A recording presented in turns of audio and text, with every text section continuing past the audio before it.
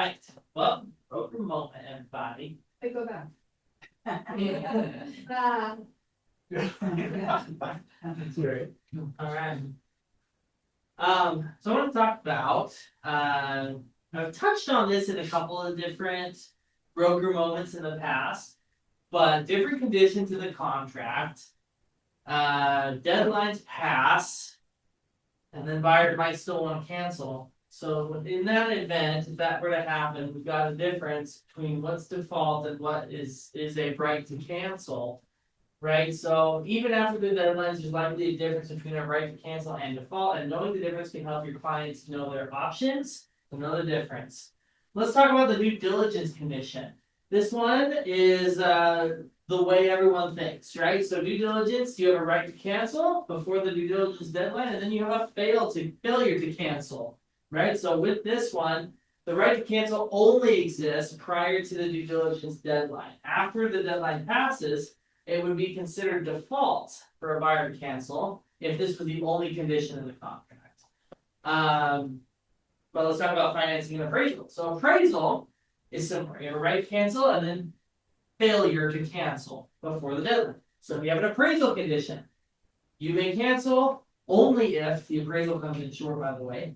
Only if the appraisal comes in short, and only before the deadline. After the deadline, there is no more appraisal condition. There is no more right to cancel. Canceling would be default after the deadline.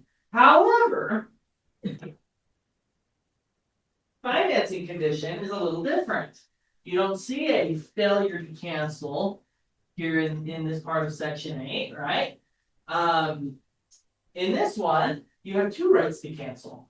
One right to cancel before the financing and appraisal deadline, and a separate right to cancel after the financing and appraisal deadline. Which means, up until the date of settlement, if you have a financing condition, the buyer has a right to cancel that contract. Now, they lose their earnest money in this right to cancel, right? But they have a right to cancel the contract and not go through with it. And up until settlement, if the buyer fails to obtain the loan, meaning the proceeds have not been delivered to the lender as required earlier in the contract, if the loan hasn't been funded, buyer's got a right to cancel and lose their earnest money if it's after the deadline, but it's a right to cancel. It is not default. They can't be sued to perform. Right, and that's an important difference. Same with subject to sale. You have two rights to cancel, one before the due diligence or F&A, whichever is later, and one after. So, and this one, let's focus on this for a second. If you have a subject to sale, there are those in this industry who believe that your subject to sale condition gives you this right to cancel forever, right? That you can get your earnest money back forever because you're subject to sale and the house didn't sell. But if it's after the deadline, whichever of those two deadlines is later, you still have a right to cancel, but you're going to lose your earnest money, even with a subject to sale. Okay, so remember that. And so you got some conditions do not have a right to cancel after the deadline, some of them that do. What's the difference? The difference is default, right? So we've touched on this, Bellows touched on this, but if it's default, earnest money is not the only remedy for a seller, right? If so if buyer only had due diligence and appraisal conditions, then canceling after the deadline constitutes default, and seller reserves the right to choose their remedy, right? Keep the earnest money, sue for performance, or keep the earnest money in trust and pursue any other remedies available at law, which potentially that could mean higher damages than the earnest money, right?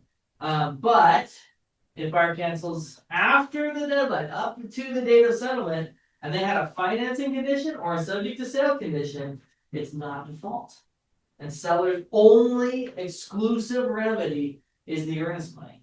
So if you are a seller's agent and you receive an offer with a financing condition and it's pennies for earnest money, keep that in mind, right? Seller's only remedy for cancellation up until the date of settlement is that earnest money if they have a financing condition.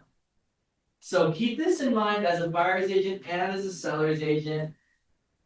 Not everyone in the industry pays attention to this and which conditions like how each condition treats the deadlines differently, right? So it's very important. Any questions? I think that's all I have for this. Yeah, so basically an offer that is submitted, that's a cash offer. Not contingent upon financing, but it is contingent upon inspection. If that buyer then cancels.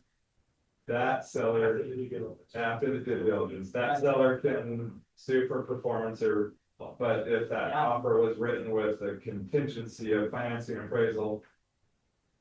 Still a cash offer, but it had that financing appraisal condition on there, the only sole remedy is earnest money.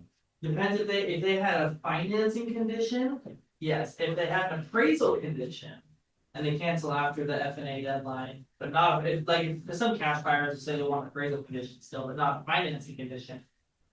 If it's only appraisal, it's still default after the F&A deadline. If it's a financing condition, then it's not default. So 90% of the time, seller's sole remedy is the earnest money. Most of the time, if it's a finance offer, it's Someone writes a finance offer Right. with due diligence. yeah. So yeah, if it's a financed offer, like. Pay attention to that earnest money amount, because yeah, that's probably your seller's exclusive remedy up until the day of settlement. But they can move out and everything. Yeah. So make sure you get some good earnest money. That's like, people don't think earnest money matters, but it totally does. You know, like, it's crazy. So, any other questions on this? I apologize if you already said this, but isn't the new Repsy separating finance? It would appear that way. Okay. I haven't seen a final draft. Joe, have you seen a final draft of the new Rep C? No, I haven't seen the final, no, Okay, they are gonna present it at UAR, Okay. Yeah, in Moab, yeah, we'll have that, okay. so if anyone's going to that. You'll. You'll see it. Sounds good. But yeah, it does appear they're separating the financing and appraisal deadlines. How it used to be. Oh, interesting. It used to be separate. Yeah, a lot of the old time. Yeah, those old A people. lot of, yeah, like on the subject to sell, Uh-huh, it really was that way, it used to be, that's why old people remember that way. yeah, You could really, I mean, you were good until you either, Went under contract yeah, or didn't. yeah, you were good, you were covered the whole time. gotcha, So I do like it this way, this is way better as a seller, yeah. but that's why a lot of us old people think of it that way. Yeah. That's not old people, Rebecca, she's been in Which until like 12. Gotcha.